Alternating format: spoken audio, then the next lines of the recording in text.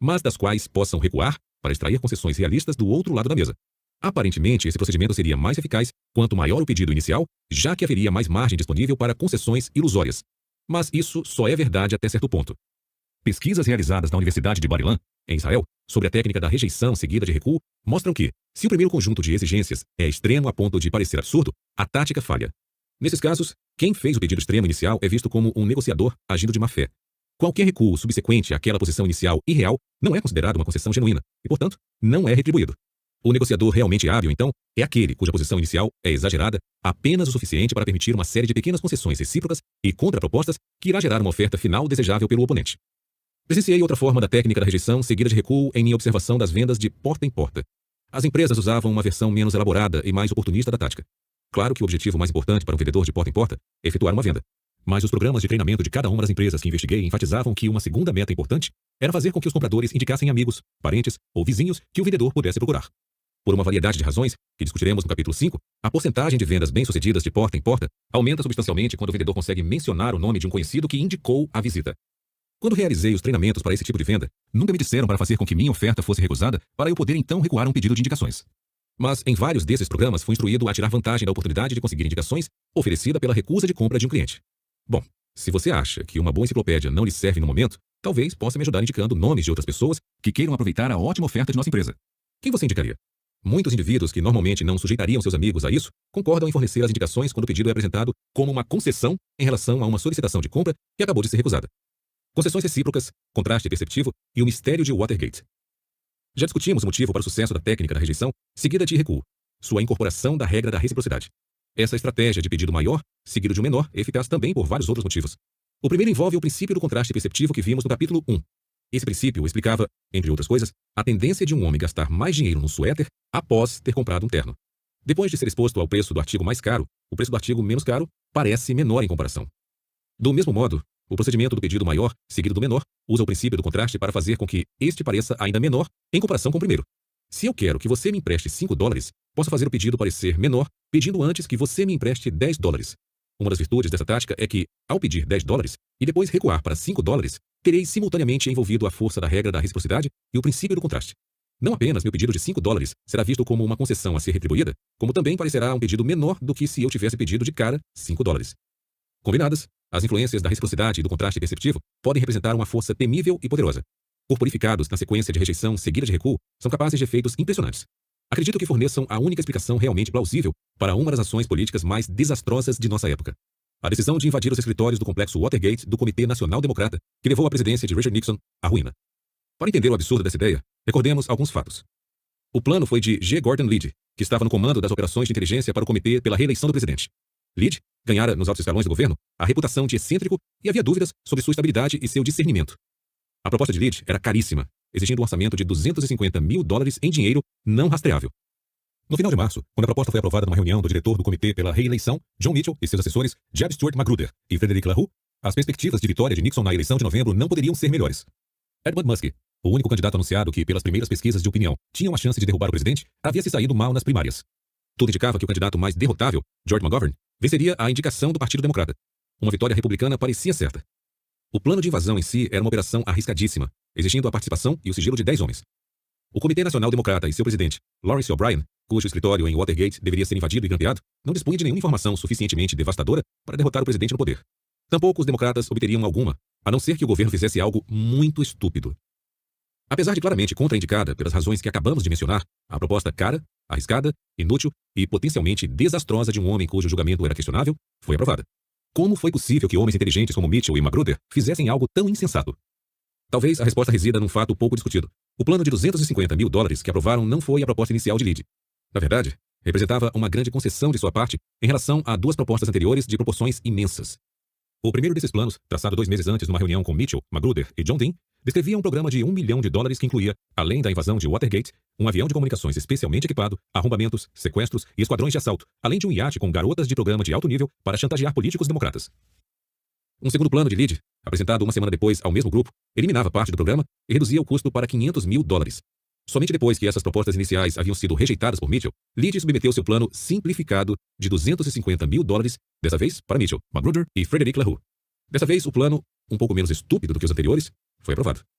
Será possível que eu, um velho trouxa, e John Mitchell, um político veterano e sagaz, tenhamos sido tão facilmente induzidos a maus negócios pela mesma tática de consentimento? Eu por um escoteiro vendendo chocolates, e ele por um homem vendendo um desastre político? Se examinarmos o depoimento de Jeb Magruder, considerado pela maioria dos investigadores de Watergate o relato mais fiel da reunião na qual o plano de Lead foi enfim aceito, encontraremos algumas pistas esclarecedoras. Primeiro, Magruder informa que ninguém ficou especialmente impressionado com o projeto, mas, após começarmos com a quantia grandiosa de $1 milhão, achamos que 250 mil seria uma cifra aceitável. Estávamos relutantes em despachá-lo sem nada. Mitchell, dominado pela sensação de que deveríamos deixar alguma coisinha para Lead, concordou com aquilo no sentido de dizer, ok, vamos dar $250 mil e ver do que ele é capaz. No contexto das solicitações extremas iniciais de Lead, parece que $250 mil passou a ser alguma coisinha a ser deixada como uma concessão em retribuição. Com a clareza proporcionada pela visão retrospectiva, ao recordar a abordagem de Lead, Magruder forneceu a ilustração mais sucinta que já ouvi da técnica da rejeição seguida de recuo. Se ele tivesse nos abordado no início e dito, tem um plano de invadir e grampear o escritório de Larry O'Brien, poderíamos ter rejeitado a ideia peremptoriamente. Em vez disso, ele nos propôs seu esquema elaborado de garotas de programa, sequestros, agressões, sabotagem e grampos. Ele havia pedido o pão inteiro quando se satisfaria com metade ou mesmo 25%. Também é instrutivo que, embora acabasse acatando a decisão do seu chefe, apenas um membro do grupo, Frederic LaRue, tenha expressado qualquer oposição direta à proposta. Dizendo com óbvio bom senso que não achava que o plano valia o risco, ele deve ter estranhado que seus colegas Mitchell e Magruder não compartilhassem sua perspectiva. Claro que várias diferenças entre LaRue e os outros dois homens podem ter explicado sua divergência sobre a conveniência do plano de Lead, mas uma se destaca. Dos três, somente LaRue não esteve presente nos dois encontros anteriores, em que Lead havia delineado seus planos bem mais ambiciosos. Talvez naquele momento apenas LaRue fosse capaz de ver o absurdo da terceira proposta e reagir objetivamente a ela, já que não havia sido influenciado pelas forças da reciprocidade e do contraste perceptivo que agiram sobre os outros. O azar é todo seu. Anteriormente, dissemos que a técnica da rejeição seguida de recuo tinha, além da regra da reciprocidade, dois outros fatores agindo a seu favor. Já discutimos o primeiro deles, o princípio do contraste perceptivo. A vantagem adicional da técnica não é realmente um princípio psicológico, como no caso dos outros dois fatores. Em vez disso, é um aspecto mais estrutural da sequência do pedido. Digamos mais uma vez que quero lhe pedir $5 emprestados. Começando por um pedido de $10, só posso sair ganhando. Se você concordar, terei recebido de você o dobro do que me satisfaria. Se por outro lado você recusar meu pedido inicial, poderei recuar para o favor de $5 que eu desejava de saída, e graças aos princípios da reciprocidade e do contraste, aumentar bastante minhas chances de sucesso. Das duas formas, eu me beneficio. Dadas as vantagens da técnica da rejeição seguida de recuo, pode-se pensar que talvez também haja alguma desvantagem substancial. As vítimas da estratégia podiam se ressentir por terem sido induzidas à anuência. O ressentimento pode se manifestar de várias maneiras. Primeiro, a vítima pode decidir não honrar o acordo verbal feito com o solicitante. Segundo, a vítima pode passar a desconfiar do solicitante manipulador, decidindo nunca mais lidar com tal pessoa. Se algum desses acontecimentos ou ambos ocorressem com certa frequência, o solicitante pensaria duas vezes antes de aplicar o procedimento da rejeição seguida de recuo. Mas as pesquisas indicam que, quando a técnica da rejeição seguida de recuo é usada, essas reações das vítimas não ocorrem com mais frequência. De forma espantosa, parece que ocorrem com menos frequência. Antes de tentarmos entender o porquê, vamos examinar os indícios. Aceito doar sangue, e pode pedir de novo. Um estudo publicado no Canadá teve como objetivo questionar o seguinte aspecto. Uma vítima da técnica da rejeição, seguida de recuo, honrará o acordo de prestar ao solicitante um segundo favor? Além de registrar se os alvos disseram sim ou não ao pedido, trabalhar como voluntário no passeio ao zoológico, esse experimento também registrou se eles apareceram depois para prestar os favores prometidos. Como sempre, o procedimento de começar com um pedido maior, 2 horas semanais de trabalho voluntário para uma instituição de saúde mental por pelo menos 2 anos, produziu mais concordância verbal ao recuo para o pedido menor, 76%, do que o procedimento de fazer o pedido menor sozinho, 29%. O resultado importante, porém, envolveu a taxa de comparecimento dos que se apresentaram como voluntários. E de novo, o procedimento de rejeição, seguida de recuo, foi o mais eficaz, 85% versus 50%. Um experimento diferente examinou se a sequência de rejeição seguida de recuo fez com que as vítimas se sentissem manipuladas a ponto de recusarem quaisquer pedidos novos. Nesse estudo, os alvos foram estudantes universitários a quem se pediu que colaborassem com a campanha anual de doação de sangue do campus. Os alvos de um grupo receberam um pedido de doar sangue a cada 6 semanas por no mínimo 3 anos. Aos outros alvos, se pediu que doassem sangue uma única vez. Aos 2 grupos que concordaram e apareceram no centro de hematologia, foi solicitado depois que informassem seus telefones para que pudessem ser convocados para futuras doações. Quase todos os estudantes que iam doar sangue como resultado da técnica da rejeição seguida de recuo concordaram em doar novamente, 84%, ao passo que menos da metade dos outros estudantes que compareceram ao centro de hematologia concordaram, 43%. Mesmo para favores futuros, a estratégia da rejeição seguida de recuo se mostrou superior. Os agradáveis efeitos colaterais. O estranho é que parece que a técnica da rejeição seguida de recuo, além de incitar as pessoas a concordarem com o pedido, na verdade, faz com que cumpram a promessa de satisfazê-lo e, finalmente, se disponibilizem para novas solicitações. De que forma essa técnica torna as pessoas tão passíveis de continuarem cooperando? Para obtermos uma resposta, poderíamos examinar o ato de concessão do solicitante, que está no núcleo do procedimento. Já vimos que, desde que não seja vista como um truque óbvio, a concessão provavelmente estimulará outra concessão em retribuição. O que ainda não examinamos, porém, são dois subprodutos positivos pouco conhecidos do ato de concessão: a sensação de maior responsabilidade pelo acordo e a de maior satisfação com ele. É este conjunto de agradáveis efeitos colaterais que permite que a técnica faça as vítimas cumprirem seus acordos e se envolverem em outros semelhantes. Os efeitos colaterais desejáveis de fazer concessões durante uma interação com outras pessoas são evidenciados nos estudos de como as pessoas pechincham. Um experimento, conduzido por psicólogos sociais na Universidade da Califórnia, oferece uma demonstração bastante adequada. Um voluntário foi instruído a negociar com o oponente a divisão entre eles de certa quantia de dinheiro fornecida pelos pesquisadores. Ele foi também informado de que, se os dois não chegassem a um acordo mútuo após certo período de negociação, ninguém receberia valor algum. Sem que o voluntário soubesse, o oponente era na verdade um auxiliar de pesquisa que havia sido previamente orientado a negociar de 3 maneiras. Com alguns dos voluntários, o oponente fazia uma exigência inicial extrema, atribuindo quase todo o dinheiro a si mesmo e persistindo naquela posição durante as negociações. Com outro grupo, o oponente começava com uma exigência moderadamente favorável a si mesmo. Ele também se recusava a mudar de posição durante as negociações. Com um terceiro grupo, o oponente começava com uma exigência extrema e depois recuava aos poucos para uma moderada no decorrer da negociação. 3 constatações importantes ajudaram a entender por que a técnica da rejeição seguida de recuo é tão eficaz. A primeira foi que, em comparação com as 2 outras abordagens, a estratégia de começar com uma exigência extrema e depois recuar para uma mais moderada foi a que mais dinheiro gerou para quem a empregou. Esse resultado não é muito surpreendente à luz dos indícios que vimos do poder das táticas do pedido maior seguido de um menor para obter acordos rentáveis. São as 2 constatações adicionais do estudo que mais impressionam. Responsabilidade. A concessão do solicitante dentro da técnica da rejeição, seguida de recuo, além de levar os alvos a dizerem sim com mais frequência, também fez com que se sentissem mais responsáveis por haverem determinado o acordo final. Desse modo, a capacidade incomum da técnica de fazer seus alvos cumprirem seus compromissos se torna compreensível. A pessoa que se sente responsável pelas cláusulas de um contrato fica mais inclinada a cumpri-lo. Satisfação. Embora em média tenham dado mais dinheiro ao oponente que usou a estratégia das concessões, os voluntários alvos dessa estratégia foram os mais satisfeitos com o acordo final. Parece que o compromisso forjado por meio das concessões do oponente é bastante satisfatório. Com isso em mente, podemos começar a explicar a segunda característica da técnica da rejeição seguida de recuo: a intrigante capacidade de levar suas vítimas a concordar com novos pedidos. Como a tática usa uma concessão para obter o consentimento, como resultado a vítima tende a se sentir mais satisfeita com o acordo. É lógico que pessoas satisfeitas estão mais predispostas a aceitar acordos semelhantes.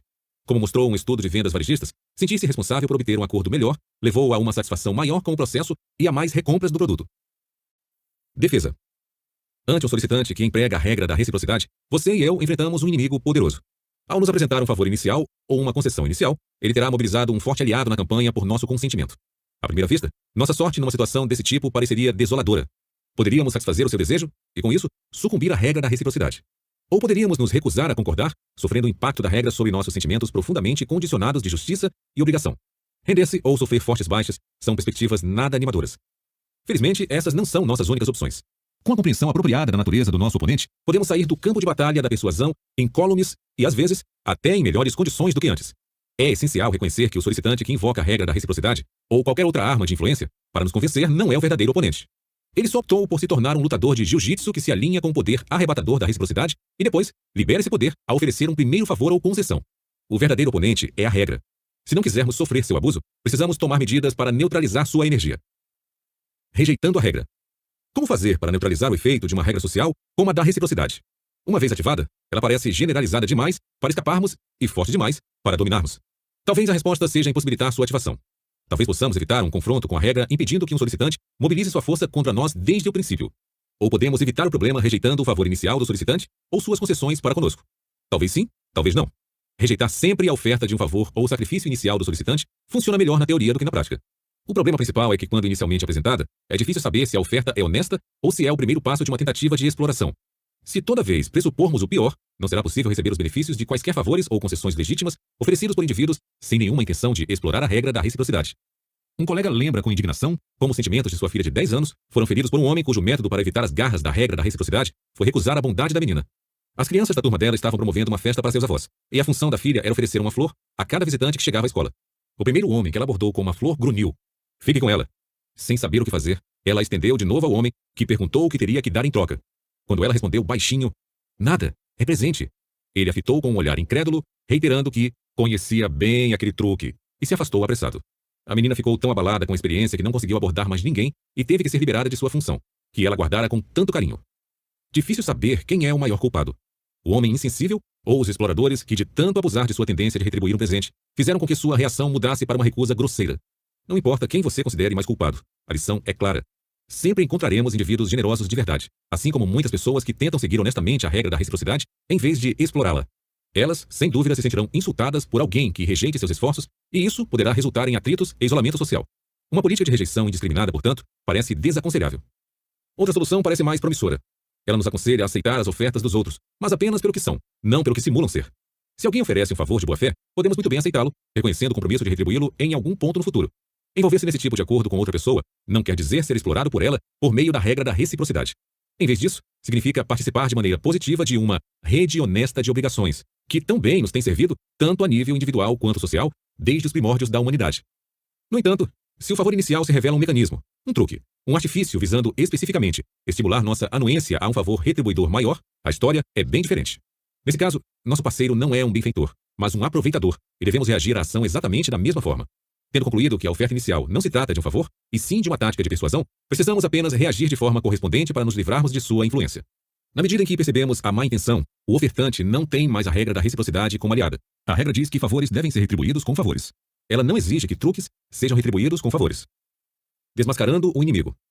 Um exemplo prático pode tornar as coisas mais concretas. Vamos imaginar a seguinte história.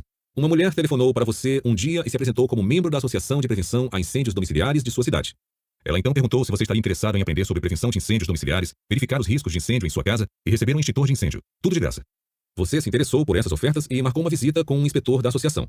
Quando ele chegou, entregou um pequeno extintor e começou a examinar possíveis riscos de incêndio em sua casa. Depois passou algumas informações úteis, embora assustadoras, sobre os riscos de incêndio em geral, além de uma avaliação da vulnerabilidade de seu imóvel. Por fim, sugeriu que você obtivesse um sistema de alarme de incêndio e partiu. Esse conjunto de eventos não é implausível. Várias cidades americanas possuem associações sem fins lucrativos, em geral formada por bombeiros trabalhando no tempo livre, que oferecem esse tipo de inspeção domiciliar gratuita de prevenção a incêndios. Se esse fosse o caso, você teria recebido um favor do inspetor.